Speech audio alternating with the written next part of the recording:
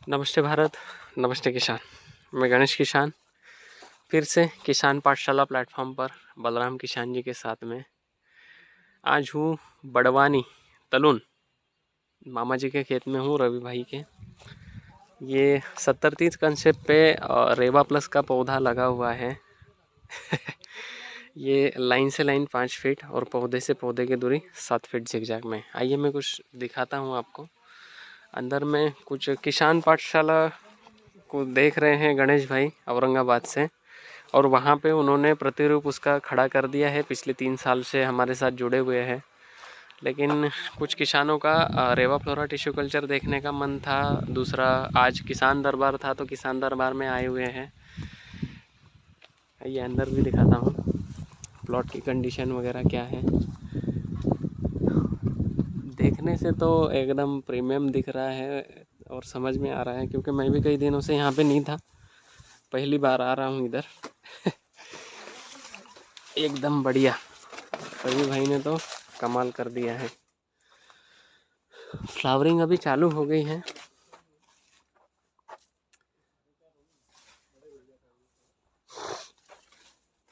राम राम राहुल भाई। राम राम। रवि भाई तो नहीं है, लेकिन राहुल भाई मिल गए हैं।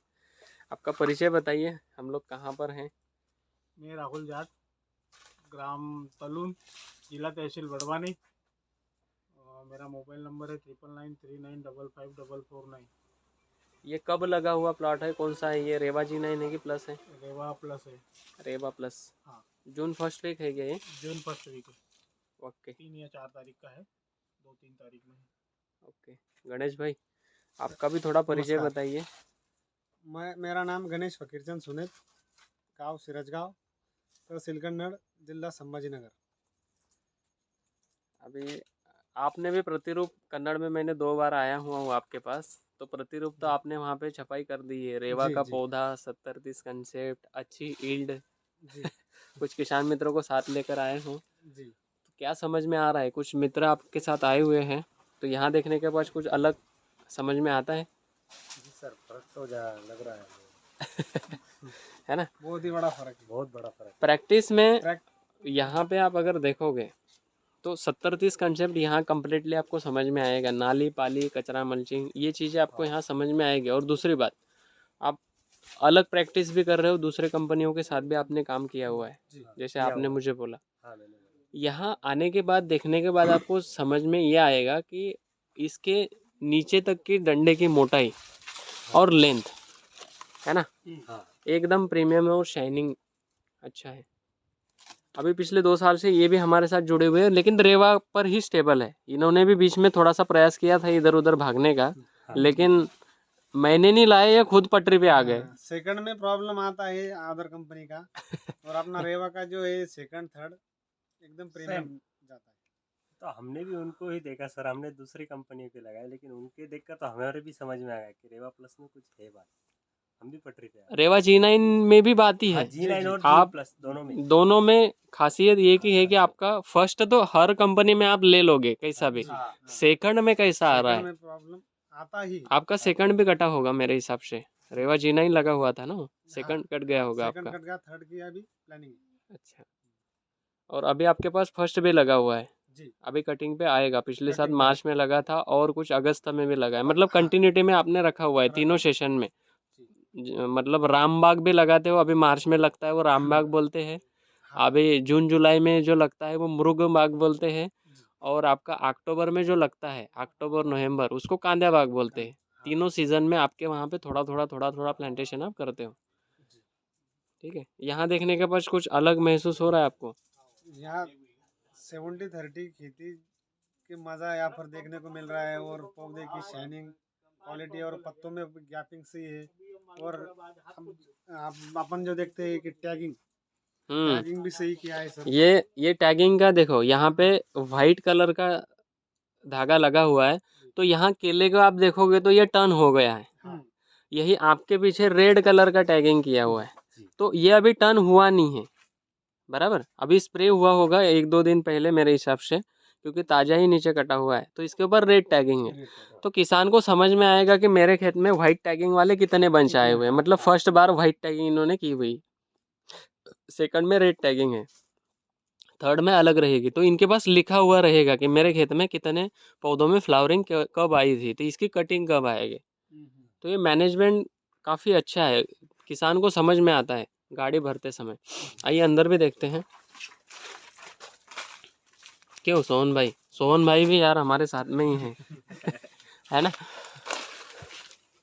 हर पौधे लगाने का बोल रहे थे ना। हाँ, यहाँ पे टैगिंग भी किया हुआ है। इस साल कई सारी दिक्कतें रही, बारिश ज़्यादा रही, गर्मी ज़्यादा और रही। आपने अभी बोला है कि यहाँ पर अदर हाँ, ये बाजू हाँ, वो निकाल दिया है ये इसके खेत के बाजू में ही रास्ते का ही फर्क है। रास्ते का ही फर्क इसके बाजू में अदर कंपनी का पौधा था, वहाँ पे आपने खुद ने देखा है कि वहाँ चना और गन्ना लगा दिया और सीएम में मैंने हर बार बोला वो ऐसा कंडीशन में नहीं था। इनको भी पूछो, मैंने 3 बार जब यहाँ पे आया सीएमए कंडीशन में, मैंने इनको बोला कि यार किसका भी प्लाट हो, मेरे को लेना देना नहीं कंपनी से, किसान बच जाए बस उतना ही मेरे लिए अच्छा है। लेकिन सामने वाला बोल रहा है कि ऊपर वाले के हाथ में। अरे वो सारी चीज़ें थोड़ा ही हैंडल करेगा यार, वो कुछ तो चीज़ें आपको करनी पड़ेगी। तो आज ये फ्लावरिंग है, ये बंच निकल रहे हैं, वहाँ पे कुछ भी नहीं है। अभी 8,000 पौधा उखाड़ कर फेंक देना मतलब कितनी बड़ी बात है। तो समय भी बर्बाद हुआ, पौधे भी बर्बाद हुए। अरे सबसे बड़ा लॉस क्या है कि पैसा कितना गया। आप 16 रुपए का पौधा, 8,000 पौधा, वो लगाते समय तक वो पौधा हो जाता है 25 रुपए का। जिस दिन आप पौधा लगाते हो ना खेत में, तब तक आपके 25 रुपया खर्चा हो जाता है, इतना समझ लेना पौधा लगाने तक। क्योंकि उसमें आपकी खेत की मशागत, उसमें गोबर खाद, आपकी मेहनत, ड्रिप इरिगेशन, सारी चीज़ें तो कर रहे हो। और पौधा कितना बड़ा हुआ था, 2 महीने बाद उसको पोसा क्या 2.5 महीना पोसा उन्होंने, 2.5 महीने का पौधा फेंका है। ये कंडीशन में उन्होंने निकाला प्लांट, मतलब कमर के ऊपर जाने के बाद फेंका। सब शुरू में अपने को मतलब लगता है ना, और जो 6, 7 या 8 महीने में उसकी हालत हो जाती थी। अरे अभी इसी सिचुएशन में होता ना, अगर फ्लावरिंग स्टेज पे रहता, अगर सुनते। लोगों में भ्रांति है। आपको भी मैंने पिछली बार एक बार बोला था, सीएम बोल रहे थे लोग, मैंने क्या बोला था, छाती पे पत्थर रखना है और सुनना मेरा ही है। कई दिक्कत नहीं आती है, कहीं नहीं, आप खाली ड्रेंचिंग और स्पेशल। अभी इनके ही खेत में प्रॉब्लम आया था, अपना ही पौधा। कई लोगों को आप सुनो, साइंटिस्ट को भी सुनो, लेकिन थोड़ा बहुत हमारा भी सुनो, हमारा भी कुछ एक्सपीरियंस है। सर आपने जो बोला ना, उससे 60% पौधे में रिकवर हो जाएगा। खाली ऑब्जर्वेशन करना है, नाले में पौधा है तो उसको वापसा कंडीशन के लिए साइड से नाली निकालने का बोल दिया, वो उससे ही कई सारे रिजल्ट मिल गए होंगे। मैंने तो छोड़ दिया था, तो मैंने बोला ये पौधा क्लियर नहीं होगा, अपन गणेश भाव बोले अपने सर को अपन वीडियो डाल देंगे। इन्होंने मुझे प्रॉम्प्टली बोला था कि गणेश ये मेरा खुद का पौधा है, इन्होंने ये बोला। मैंने बोला कब लिया मेरे से पौधा? अरे बोले मैंने पौधा लिया हुआ है, वो दूसरी जगह से लिया, मतलब डीलर की।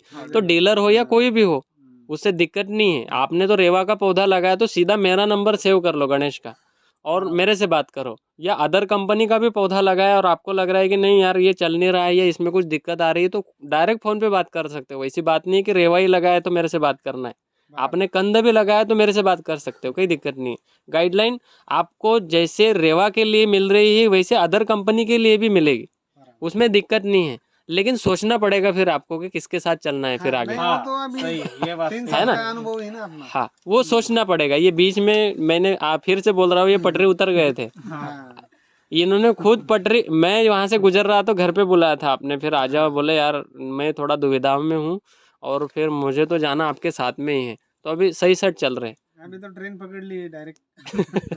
ठीक है। हमें को कुछ अगर अड़चन आती भी है तो हम बलराम भाई की वीडियो देखते हैं, कुछ पुराने वीडियो। वैसे तो देखो कई सारे मेरे भी वीडियो अभी आए हुए हैं। हाँ।